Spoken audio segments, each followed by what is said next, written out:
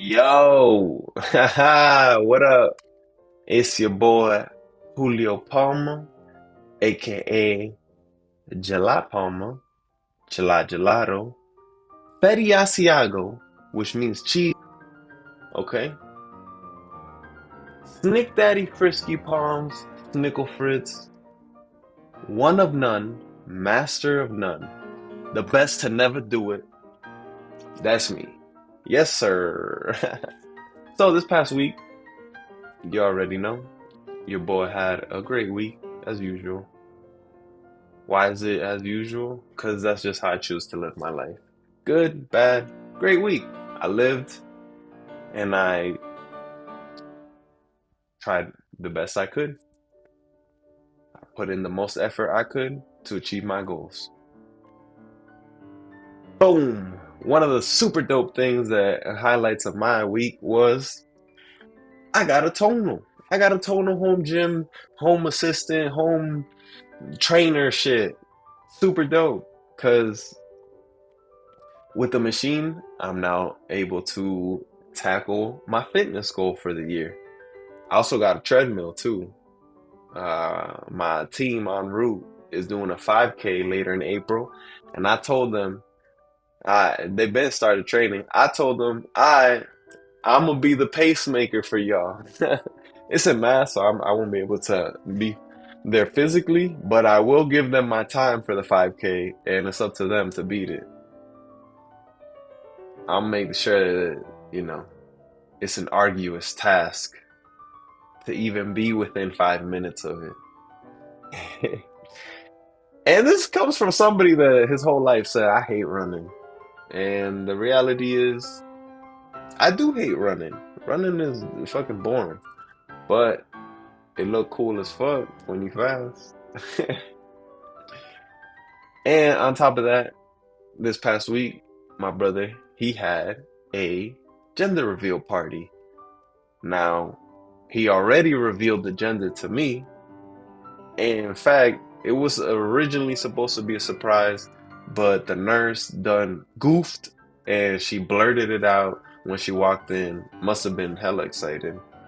It's a girl! Oh my God! It's a girl. um, but yeah, so that was cool. And of course, during a situation as such, for them gender reveal parties, we play games. And one of the games was where the men have to put a balloon under their shirt, sit down, and tie their shoes to kind of get a picture of what it's like to be pregnant. And with that being said, everybody was at a huge disadvantage playing against me because years ago I learned the fastest method of tying shoes. So by the time I was done, these guys were maybe halfway done with their first shoe. And what was super dope is after that, my brother said, Damn, bro, why are you so good at everything you do? And it's like, I really thought about it. I was like, why is it that, you know, I'm pretty good at almost everything I do? And that's because of the way I view winning and losing. I don't, I mean, winning is nice, right? Winning feels good. But to me, I motherfucking hate losing. I hate losing more than I love winning. And that goes back to Sigmund Freud's pain and pleasure principle. Humans do everything they can to move away from pain and move closer towards pleasure. And that makes sense, right? Everything you do is either to reduce pain or increase pleasure. Pretty much everything. But when you really think about it, let's say you were getting chased by a lion. Are you running away from that lion to live, to continue living, or because you don't want to get chewed the fuck up by those sharp ass teeth that never been brushed a day in their life, so it probably smells too. You running away so you don't get eaten, not to live, but to not die. And I think that's why I really hate losing. Because even though everybody does everything for the pain and pleasure principle, the pain aspect is a little bit stronger because pain is a lot more emotional than pleasure. Pleasure, in a sense, turns into a nice to have. Pain is a, I must never feel this shit. So, how can we use the pain and pleasure principle to live a life closer to how we'd like it? A lot of people, they want to be wealthy, strong, successful, and you know, that's kind of their pleasure, but they don't think about the pain aspect, which is probably where they currently are as an unsuccessful, fat, brokey. They just kind of think, oh, it's just life. But in order to really get away from that, you kind of have to take those aspects and think about it as a painful experience. Is I mean, everybody knows it's a lot better to live your life with money. Like the Wolf of Wall Street said, I've lived my life rich and I've lived my life poor. And I don't give a damn how hard it is. I'm paraphrasing. But I'd rather show up to my problems in the back of a limousine wearing my $2,000 suit. That's what he said. Something like that. I agree with him. It's like that thing, right? Would you rather cry in a Honda Civic? Would you rather laugh in a Honda Civic or cry in a Bentley? Uh, Probably gonna cry in the Bentley. But so we take that concept, right? And let's apply it to our own personal goals. And you're in luck because I wrote it down. Now, this was originally live. Now, this is pre recorded. But with that being said, you get to miss out on me writing these words. But trust me, rest assured, this is my handwriting. I don't think anybody would ever make a font that looks like this. So, we have two sides, right? Pain, pleasure. Now, in order to be wealthy, excuse me, in order to be wealthy, strong, and successful,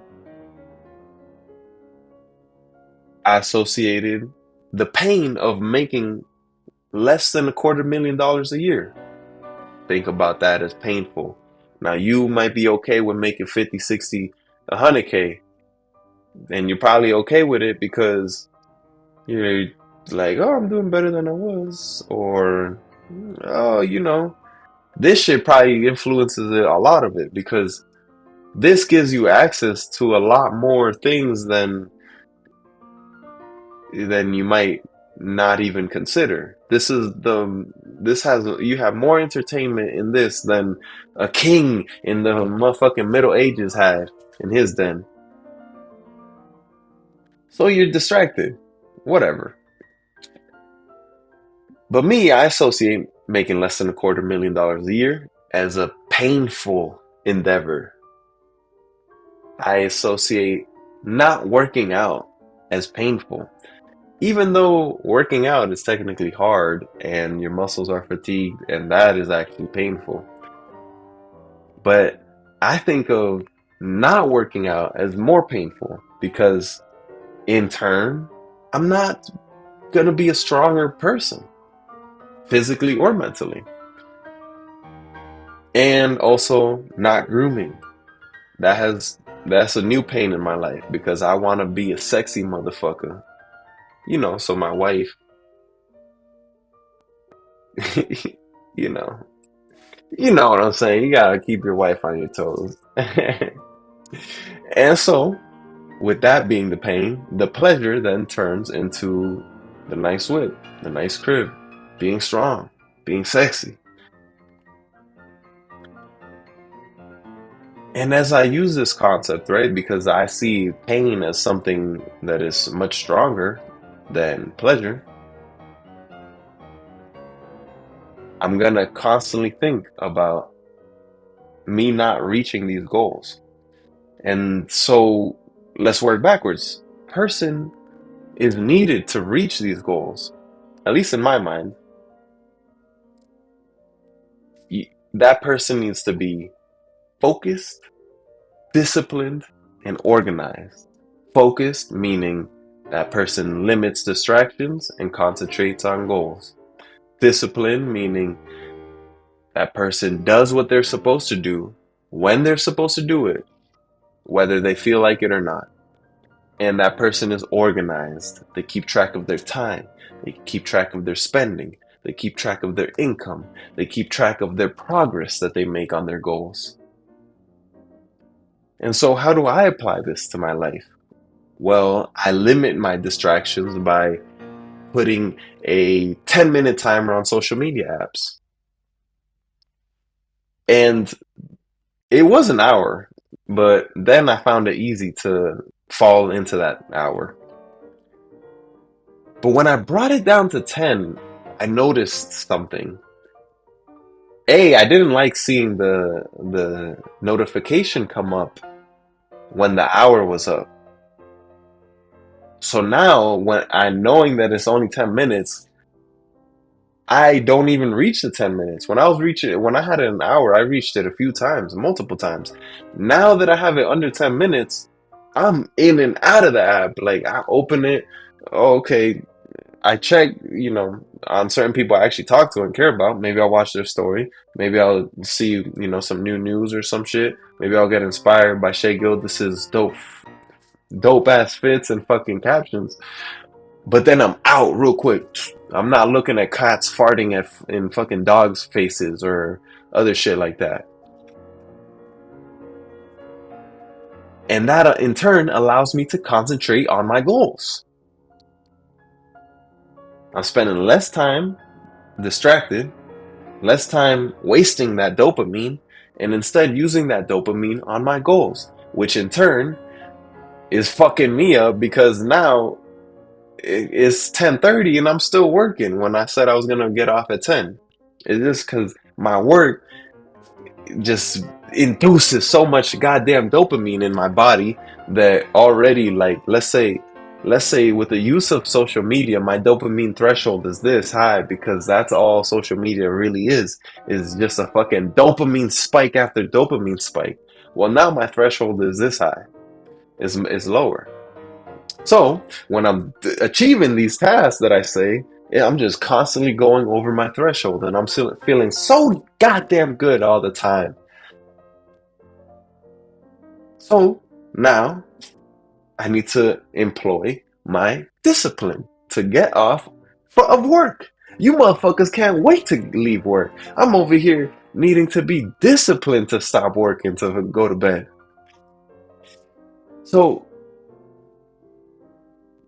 and don't think of that as a negative, right? Like having to use your discipline. Think of your discipline as a muscle.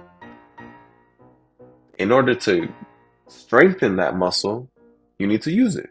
Same with discipline. In order to strengthen your discipline, you need to use it.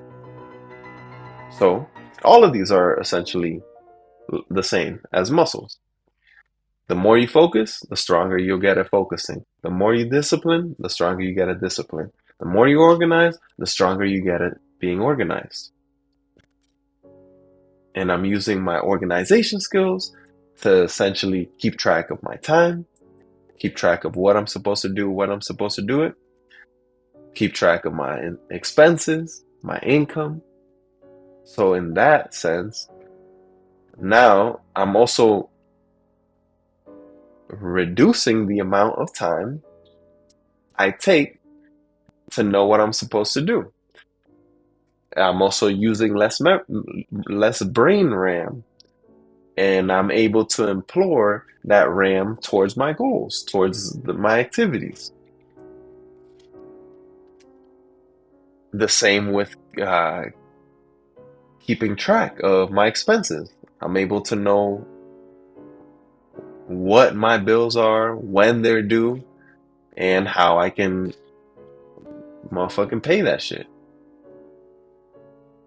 And it also allows me to know when I can go above some of these expenses because I see the gaps in my finances. I'm like, oh, okay, maybe I can treat myself this way.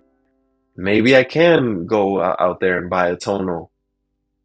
And in the sense, I'm buying the tonal. Yes, it's costing me money right now, but it's saving me time. It's saving me decision making. I have no idea what workout I'm gonna do. All I know is I go down to my gym, press a motherfucking button, got a whole workout plan, how many reps, how many sets, what the weight is, and it just automatically does it.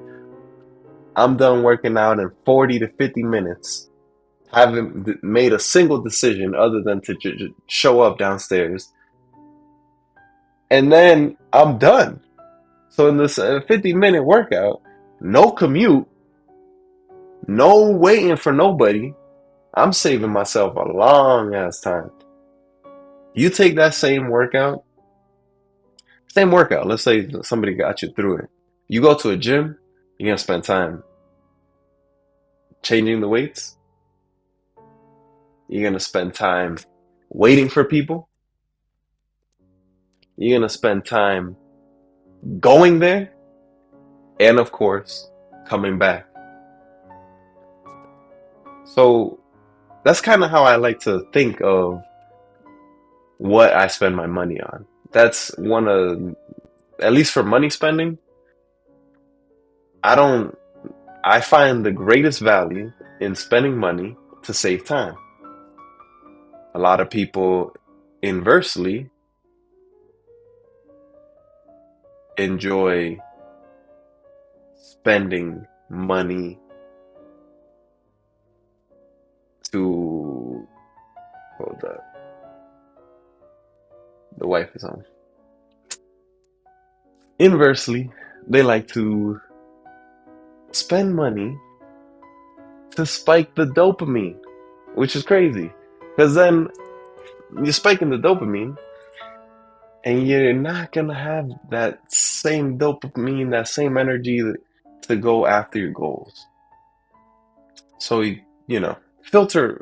You you need to filter what's going into you, but also filter what you're putting out. And with these three concepts, right? How do I employ them into and pleasure principle? Well, I find pain in being distracted. I find pain in not doing what I'm supposed to do when I'm supposed to do it because I don't feel like it. Or and I also find pain in not knowing what I'm supposed to do because then idle hands do the devil's work. If I don't know what I'm supposed to do, you think I'm gonna be doing productive shit? Absolutely not. I'm gonna be just twiddling my thumbs, finding some shit to distract my mind. So that's essentially what you can do, right? Or at least what I'm doing, to get closer towards achieving my goals. And with that being said, let's move on to a little monologue on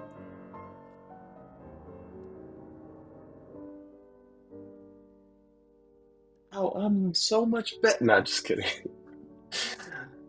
Nah, let's just talk about the rest of my week. So yeah, I believe it's the eighth day of Ramadan. My wife's observing, uh, and so I'm being a supportive husband, and I'm making sure she gets hydrated before the sun rises because I'm up at that time, 5:55 a.m.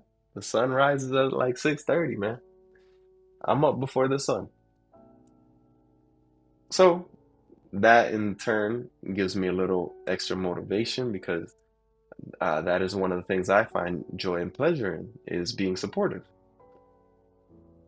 I also am able to be present in her choices, right? And be supportive. I I love seeing that from her because she's doing something that's challenging her, right? Challenging herself, but it's also allowing her to reflect on being without and kind of come in and appreciate a little bit more of what's being presented to her in this glorious life we live.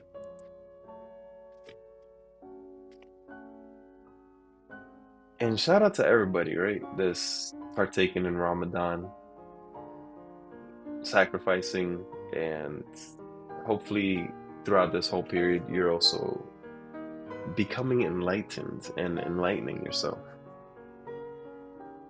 And with that, assalamu alaikum. Peace and love.